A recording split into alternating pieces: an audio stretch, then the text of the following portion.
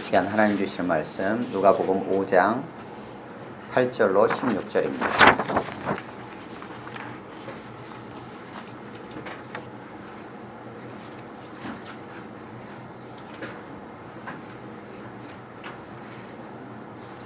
지난주에는 5장 1절에서 11절 말씀을 통해서 예수님께서 배에서 무리를 가르치신 후에 시몬에게 말씀하신 내용입니다. 깊은 데로 가서 그물을 내려 고기를 잡아라.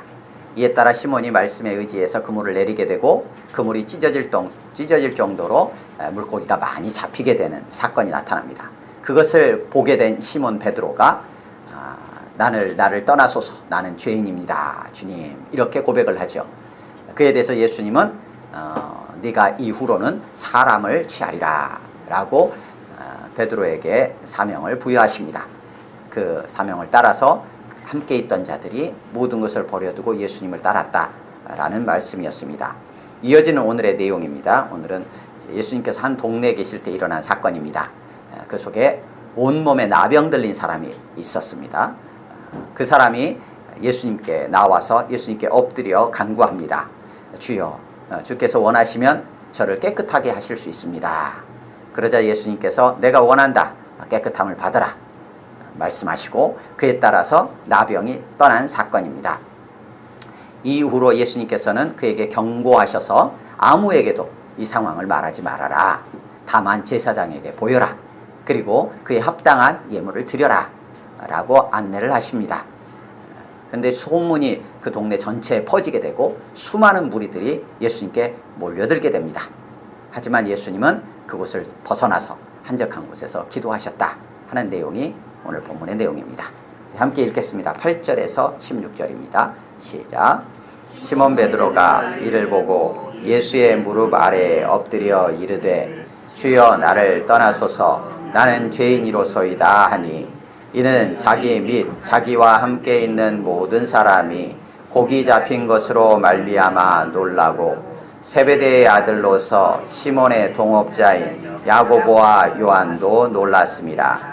예수께서 시몬에게 이르시되 무서워하지 말라. 이제 후로는 네가 사람을 취하리라 하시니 그들이 배들을 육지에 대고 모든 것을 버려두고 예수를 따르니라.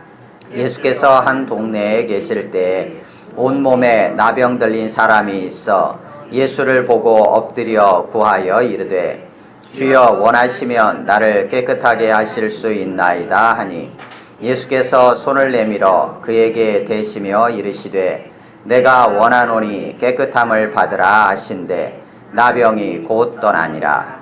예수께서 그를 경고하시되 아무에게도 이르지 말고 가서 제사장에게 내 몸을 보이고 또 네가 깨끗하게 됨으로 인하여 모세가 명한 대로 예물을 드려 그들에게 입증하라 하셨더니 예수의 소문이 더욱 퍼짐에 수많은 무리가 말씀도 듣고 자기 병도 고침을 받고자 하여 모여오되 예수는 물러가사 한적한 곳에서 기도하시니라. 아멘. 각자가 3, 4분 정도 본문 말씀을 묵상하겠습니다.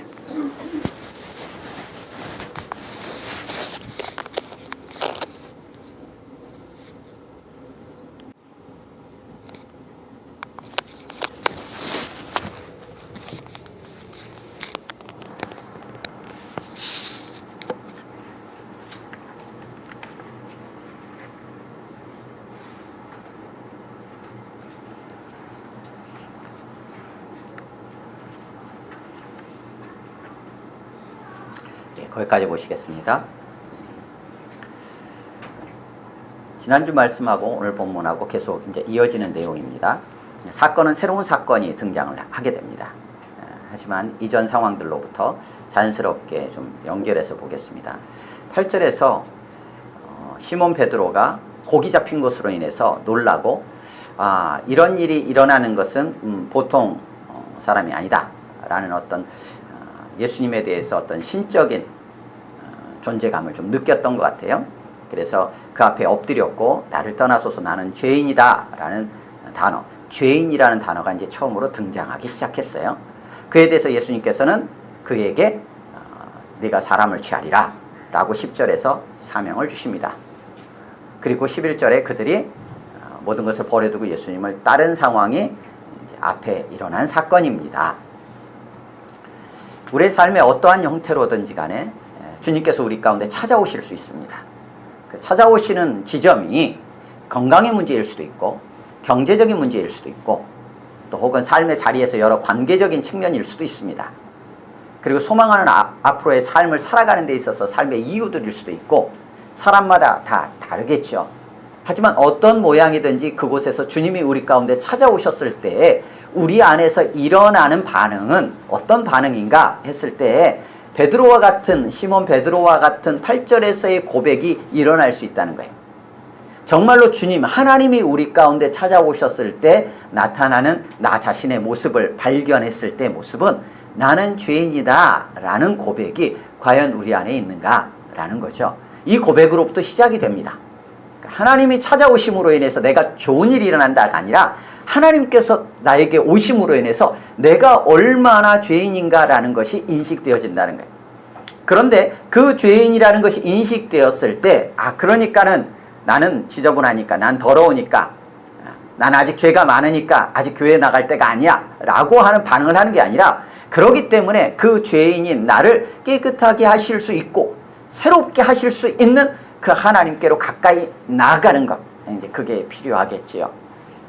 그런데 예수님은 베드로가 이렇게 8절에서 고백했던 걸 가지고 책망하지 않습니다. 무서워하지 말아라 라고 오히려 안심시킵니다. 그리고 나서 네가 사람을 취하리라고 사명을 주십니다. 예수님께서 사명을 주시고 우리를 부르시고 우리를 만나시고 우리와 함께 하시는 게 우리가 의로워서가 아니라는 거예요. 그러니까 우리가 참 잘하고 착하고 사람들 보기에도 좋고 참 성품도 좋아가지고 예수님께서 찾아오셔가지고 내가 너하고 함께하고 네가 앞으로 살아가는 삶에 있어서 내가 너를 쓰겠다. 너에게 사명을 맡긴다. 이렇게 하시는 게 아니라는 거예요. 베드로를 통해서 등장하는 것은 죄인이라고 철저히 고백하는 시몬 베드로에게 예수님께서 사명을 주고 계시다는 거예요. 깨끗하게 된 베드로가 아니라 죄인인 베드로에게 사명을 주시고 그의 앞으로의 삶을 말씀해 주고 계시다는 거예요. 물론 지금 현재 죄인으로서의 베드로의 모습, 지금 현재의 모습 가지고 그 사명을 감당할 수 있는 것은 아니에요. 그건 다른 문제예요. 하지만 주님께서 이렇게 사명을 주셨다면 어떻게 하겠습니까? 그 죄인이 주님의 사명을 감당할 수 있는 자리로 나아가도록 주님께서 어떻게 하시겠다는 거예요? 양육해 가시겠다는 거예요. 그 의지가 주님 안에 있는 거예요. 너는 그런 자냐? 그럼 너는 나하고 상관없다가 아니라 너가 그런 자이지만 무서워하지 말아라. 내가 이러한 자로 내가 너를 이끌어 갈 것이다. 라는 의지가 주님 안에 있다는 거예요.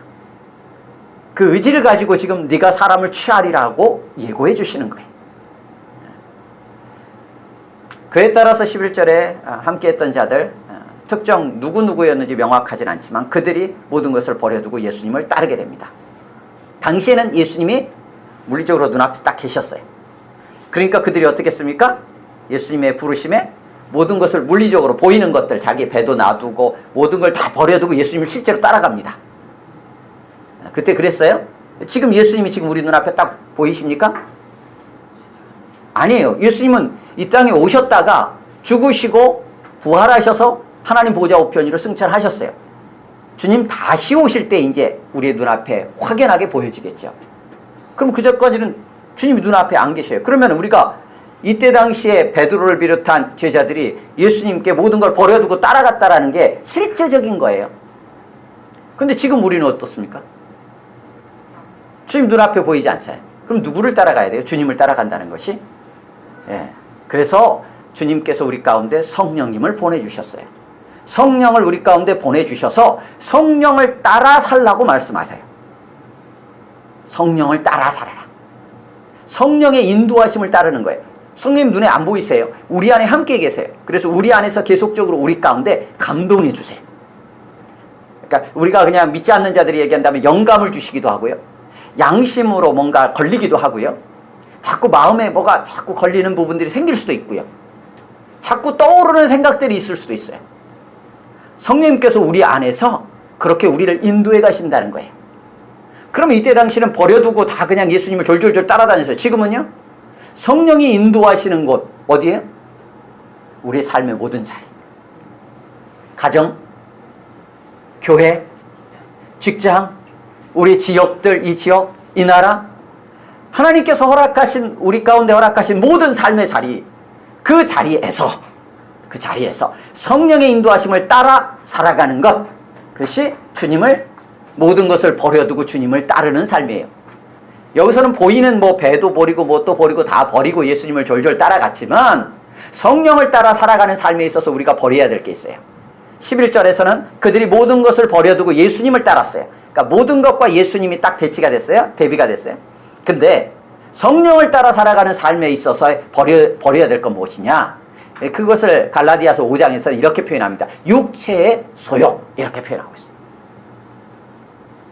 그러니까 우리 안에 일어나는 내 욕심, 내 생각, 내가 하고 싶은 것, 내 감정이 이끌린 대로 하는 것, 내가 경험했던 것대로 하고 싶은 것, 내 욕망, 이런 것들이 성령을 따라 살아가는 것과 대치가 된다는 거예요.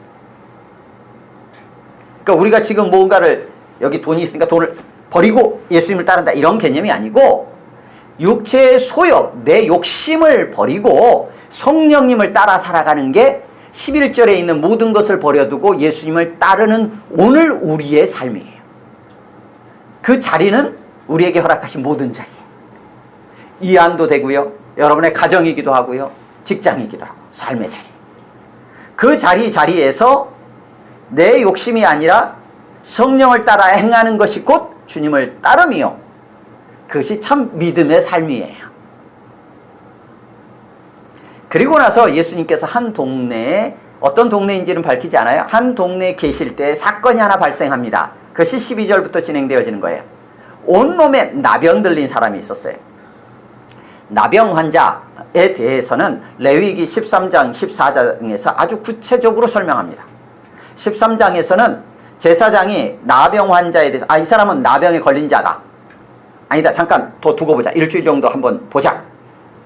일주일 뒤에 다시 봤더니 분명하다, 아니다, 괜찮다를 제사장이 판단하게끔 돼 있어요. 제사장이 무엇을 기준으로 판단해야 될지 세부적인 내용까지 다 상세하게 레위기 13장에는 기록해 주셨어요. 그 지침을 보고 제사장은 나병이라고 생각하여서 의심이 되는 사람이 찾아오면 판단을 하는 거예요. 뭐 불그스름한 게 생기기도 하고 하얀 색점이 생기기도 하고 뭔가 거기에 이렇게 올라오기도 하고 그게 번지기도 하고 또 번졌다가 줄어들기도 하고 집의 벽에도 막 뭐가 생기기도 하고, 이게 과연 곰팡이인지 아니면 나병균인지 내 몸에 난 게 어떤 종기 그냥 있다가 사라질 건지 나병인지, 이걸 판단하는 것들에 대한 기준을 제시해줘요. 그럼 제사장이 그것을 보고 판단합니다. 의사가 아니고 나병에 대해서는. 다시 말하면 하나님께서 그 나병에 대해서는 직접적으로 관여하신다는 얘기예요. 그리고 깨끗하게 되었을 때도 그 판단을 제사장이 해요. 그래서 레위기 13장에는 진단과 관련된 내용이 나오고 14장에서는 깨끗하게 되었을 때 어떻게 해야 될지에 대한 내용이 나와요. 그래서 굉장히 길게 나병에 대해서 기록하고 있습니다.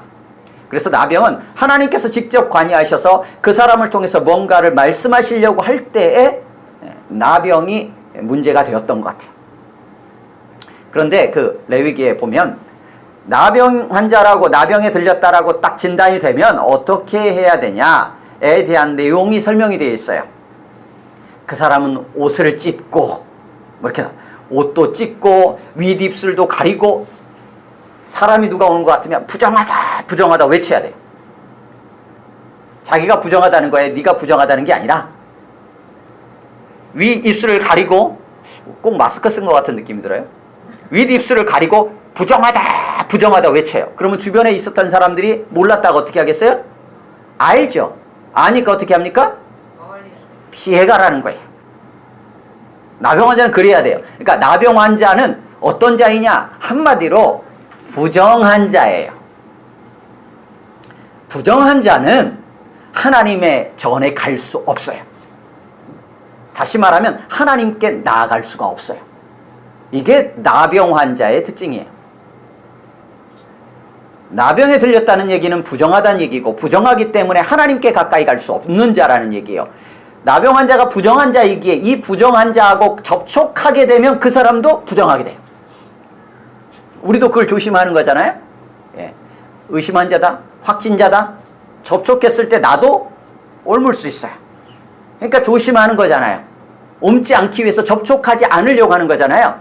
부정한 자에 대해서 깨끗한 자가 접촉을 하면 어떻게 되느냐? 부정한 자가 깨끗하게 되는 게 아니라 깨끗한 자가 부정하게 돼요. 여러분들이 깨끗한데 신종 코로나에 걸린 사람이 있어요. 근데 우리가 가서 딱 그 사람을 딱 만나면 그 사람이 깨끗해지나요? 그 사람의 그 바이러스가 우리한테 얼마 오죠. 그러니까 우리가 가까이 안 하려고 하는 거잖아요. 나병에 걸린 사람도 마찬가지예요. 그 사람이 부정한 사람이에요. 깨끗하다고 하는 사람이 가까이 갔을 때 나병 환자가 깨끗하게 되는 게 아니라 우리가 부정하게 돼요. 그래서 깨끗한 사람이 부정한 자하고 가까이 가면 안 되는 거죠. 그래서 나병 환자는 부정하다 부정하다 외치면서 자기에게 가까워오지 말라는 거예요.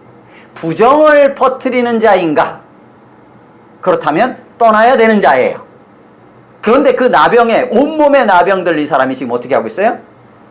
예수님을 보고 엎드려 구하고 있어요. 12절에서.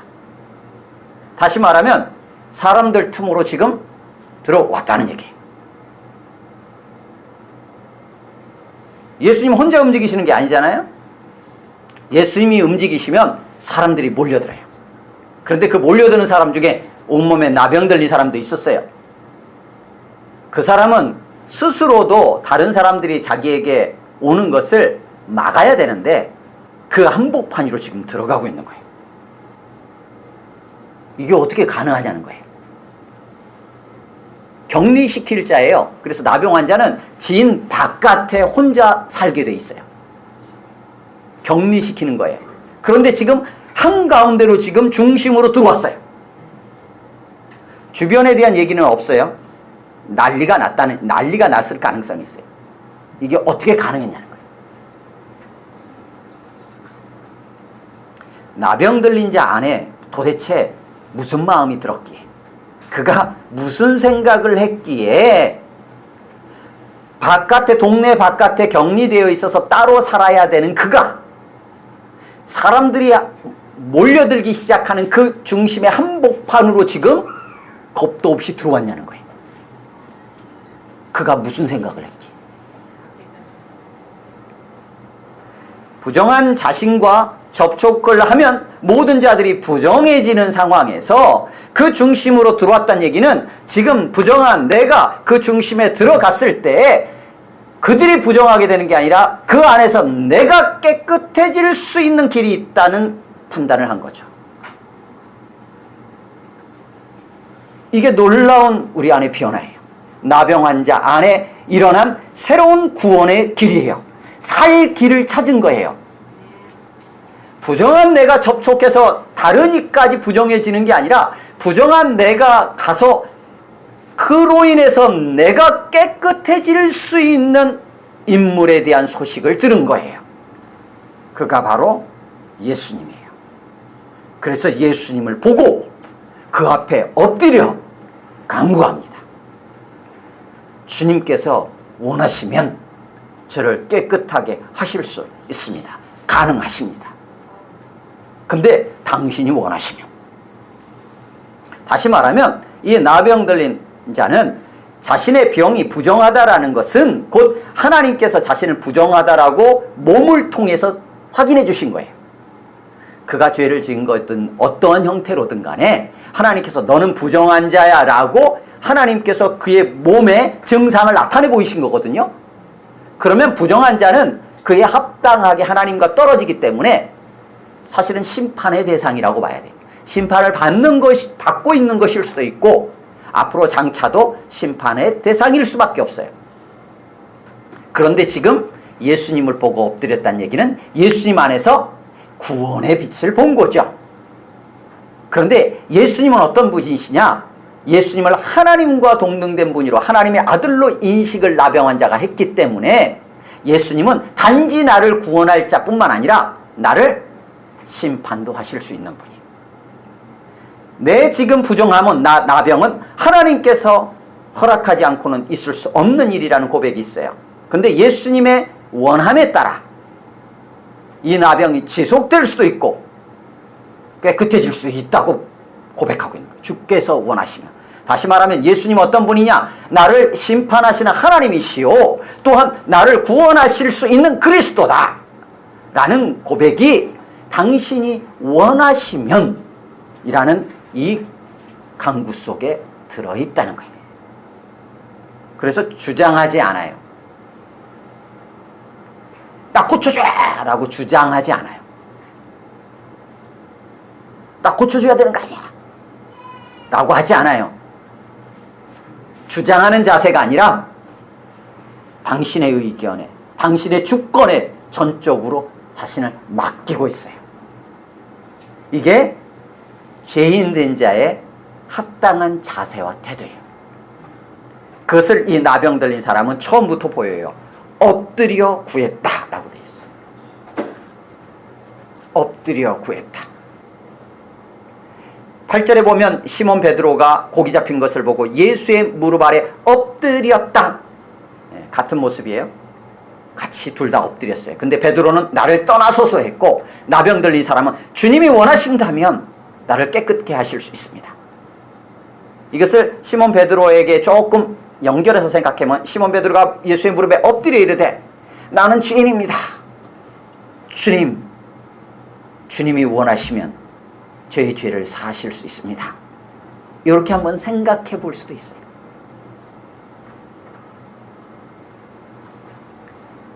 그러자 13절에서 예수님께서 손을 내밀어 그에게 대시며 이르시되 뭐라고 합니까? 내가 원하노니 깨끗함을 받으라. 누가 원하신대요? 주님이 원하신대. 주님이 무엇을 원하십니까? 깨끗하게 되기를 원하세요. 누가요?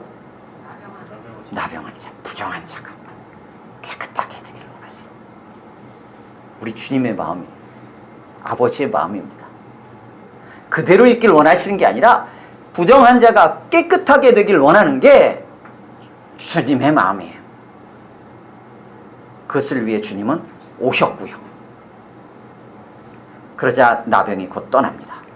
14절에서 예수님께서 경고하십니다. 아무에게도 이러지 말아라. 아무에게도 말하지 말아라. 라고 하나 경고하시고 대신에 제사장에게 보여라. 왜요? 제사장에 왜 보여야 합니까? 나병이 나았다라는 것을 확증해 줄 사람이 필요해요. 공증이 필요한 거예요. 그걸 제사장이 하거든요. 그러니까 제사장에게 보여야 돼요. 그래서 제사장이 나았다라고 판단을 해주면 나은 거예요. 이제 동네 안에서 같이 마음껏 자유롭게 살 수 있는 거예요. 그러니까 제사장에게 보여야 돼요. 또 하나 제사장이 보일 때 모세가 명한 대로 깨끗하게 되었을 때 드려야 될 예물이 있어요. 그 예물을 드리라 라고 돼 있어요.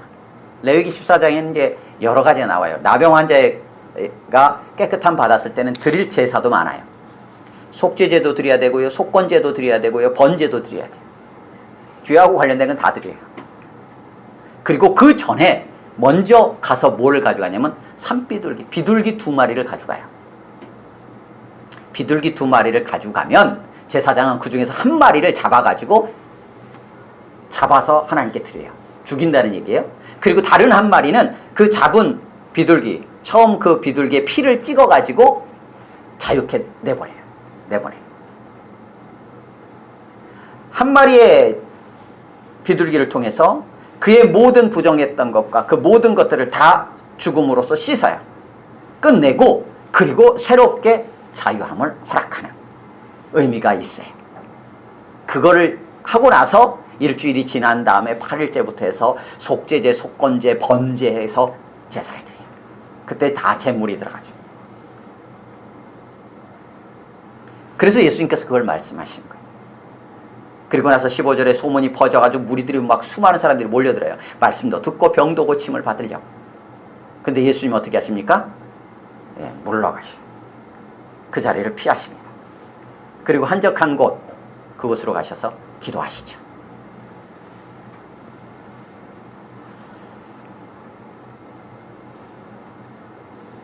오늘 본문을 통해서 이 본문 나병 들린 사람을 깨끗하게 하는 이 사건이 여기에 왜 기록이 되었을까? 이걸 통해서 과연 무엇을 하나님은 우리에게 말씀하시려고 하는 걸까? 그리고 이 본문은 왜 시몬 베드로의 이 앞 단락 뒤에 지금 이어져 나오고 이 뒤에는 또 17절부터 중풍병자를 치유하는 사건이 기록이 됩니다. 왜 이렇게 기록해 놓고 있을까? 실제 일어난 사건 속에서도 무언가 말씀하시려고 하는 게 있다라는 거예요.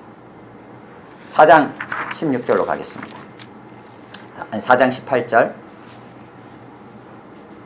예수님이 처음 오셔서 읽으신 성경이고 또한 그것이 응했다, 성취되었다라고 말씀하셨어요. 18절, 19절 같이 읽겠습니다. 4장 18, 19 시작.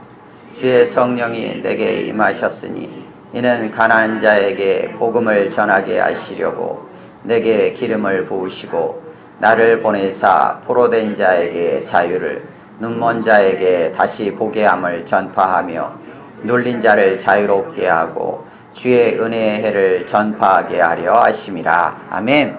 눌린 자를 자유케 하는 이 복음을 위해서 주님이 오셨다라고 돼 있어요. 그리고 이것이 성취되었다고 말씀하셨어요. 그리고 나서 이 사건에 대한, 이것에 대한 세 가지 사건들, 귀신들을 내어 쫓음으로 인해서 무엇이 지금 그들을 누르고 있는지를 보여준 거예요. 사단 마귀를 중심으로 한 더러운 귀신이, 열병이 지금 그들을, 이스라엘 백성을 누르고 있었다는 거예요. 그래서 그것들을 지금 예수님께서 오셔서 꾸짖고 내어 쫓으셨어요. 그 기록이 기록되어 있어요. 31절부터 해가지고 우리 4장 뒷부분에 세 가지 사건을 통해서 기록된 거예요. 누르고 있는 실체를 치워버리시고 눌림받아 있는 자를 자유케 하시기 위해서 예수님이 오셨다는 거예요. 누르고 있는 실체가 무엇인지를 4장 후반 세 가지 사건을 통해서 보여주시면서 그것들을 향해서는 꾸짖으셨어요. 그래서 실체를 알아봤던 34절 더러운 귀신, 여기도 똑같이 더러운이에요. 부정하다는 거예요. 나병 환자하고 다를 바가 없을 것처럼 보여요. 34절에서는 그 더러운 귀신이 우리가 당신과 무슨 상관이 있나이까, 우리를 멸하러 왔나이까, 나는 당신이 누구인 줄 아노니 하나님의 거룩한 자니이다. 하나님의 거룩한 자라는 걸 알아보고 자신들의 존재가 그 하나님 앞에서 멸망당할 심판의 대상임을 인식한 그 더러운 귀신을 예수님은 꾸짖고 잠잠하라 하시면 나가라라고 하셨어요. 그 더러운 귀신과 사단 마귀들이 하나님의 백성들을 누르고 있었는데 그에 대해서 예수님은 그 실체를 꾸짖고 내어 쫓으시는 작업을 세 가지 사건을 통해서 보여주셨다는 거예요.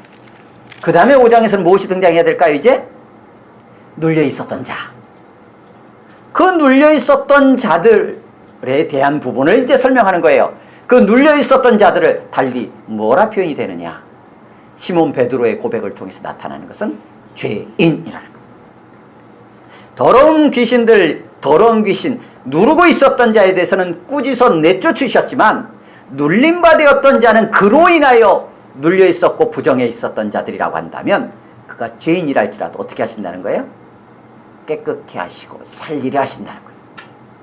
그래서 5장 8절 통해서 시몬 베드로의 고백 속에 죄인을 주님은 찾아서 어떻게 하겠다고요? 그에게 사명을 주시고 그를 부르시겠다라는 게 1절에서 11절까지의 내용이에요. 그 과정 속에서 그 죄인이라고 인식되었던 자, 그를 어떻게 하신다는 거예요? 예수님께서 오늘 본문에 13절 깨끗하게 하기를 원하신다는 거예요. 그 깨끗하게 하시기 위해서 예수님은 어떻게 하셨느냐? 14절 제사장에 보일 때 비둘기 2마리를 가져가요. 한 마리는 잡아 죽여야 돼요. 예수님이 어떻게 하시겠다는 거예요? 죽으시겠다는 거예요. 예수님이 죽으시고 어떻게 하시겠다는 거예요? 죄인된 부정한 자는 어떻게 해요? 자유롭게 하시겠다는 거예요. 눌린 자를 자유케 한다. 죄인을 위해서 예수님이 십자가에 달려 죽으시고 그 죄인은 자유케 하시려 한다 라는 내용이에요.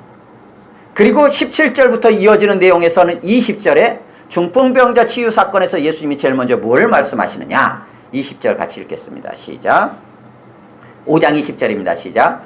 예수께서 그들의 믿음을 보시고 이르시되 이 사람아 내 죄사함을 받았느니라. 이제는 예수님께 죄사함의 권세가 있다는 것을 아예 노골적으로 선포하세요.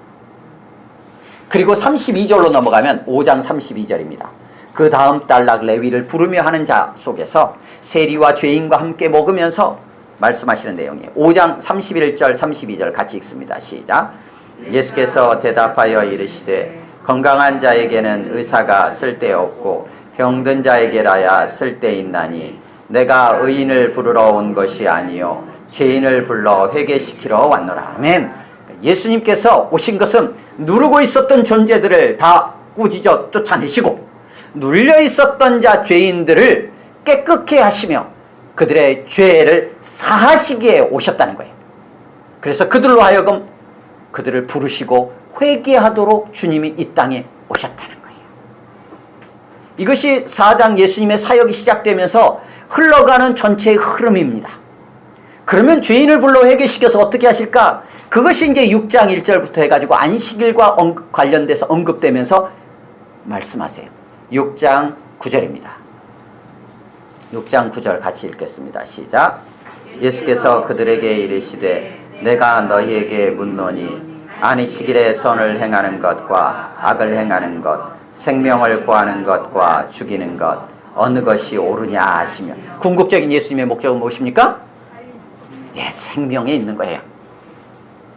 누르고 있었던 자, 눌린 자를 자유케 한다라는 것이 어떤 의미냐? 누르고 있는 자를 치워버리시고 눌려 있었던 자를 깨끗게 하시고 그들을 부르시고 회개시켜서 결국은 그들에게 생명을 주시려 한다는 거예요. 이 흐름이 4장 예수님의 처음 이사야 말씀을 읽으시면서부터 진행되어지는 6장까지의 흐름입니다. 이를 위해서 예수님은 어떻게 하신다고요? 기꺼이 비둘기 한 마리로 죽으시는 거예요. 그리고 우리를 다른 비둘기로 우리를 살리시는 거예요. 자유케 하시는 거예요. 그걸 위해 주님이 오셨던 거예요. 그 주님을 우리는 따라가는 자의 삶을 살아가고 있는 거예요.